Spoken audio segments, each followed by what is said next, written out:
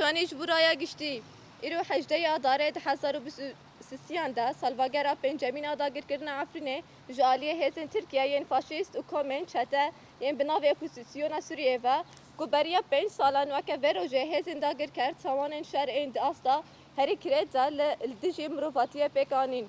Weke kuştin, wêrankirin, talankirin û dizînê ku bi sedema koçberbûna bi dehezaran ji şêniyên wê yên Kurd.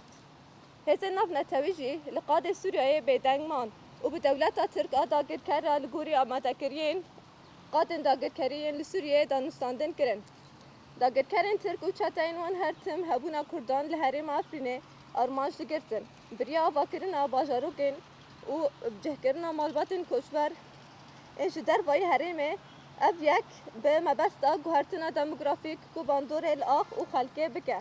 Tevî desthilata xwe ya welekarî û îdarî ku ferz kiriye lê niştîcehên mayî yên ku bi axa xwe ve girêdayî her tim rastî tawan û destserkirinê tên.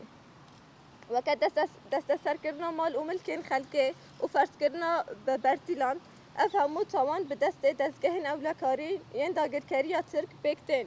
Ji ber vê yekê dewleta dagirker a Tirk berpirsyariya qanûnî û encamên wê li pêşverî civaka navnetewî radike. Derfeteke nû ji dewleta Tirk a dagirker re hat peydakirin ku plana xwe ya nîşte cihbûnê berdewam bike û îro jî bajarê Efrînê yê dagirker rastî guherîna demografî ya sîstematîk tê û erdhêja ku di 6 Sibatê de li herêmê rû da.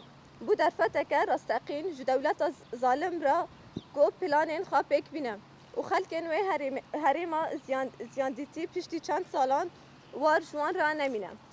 Em wekirî veberiya xweser a herêma Firatê di dema şermezarkirina dagirkeriya dewleta Tirk a li ser axa Efrînê û kiryarên çeteyên opozisyona Sûriyê de êş û azarên gelê xwe û fedakariyên wan a mezin di parastina ax û rûmeta xwe de bibîrtînin. Em bang li civaka navdewletî dikin ku erkên xwe yên mirovî bicihbînin. Her wiha em bang li hêzên hevpeymaniya navdewletî ya bi serkêşiya wilayetên Yekbûyî yên Amerîkayê jî dikin ku dawê li van binpêkirinan bînin û jîngeheke guncaw ji bo penaberên Efrînê peyda bikin da ku vegerin bajar û gundên xwe.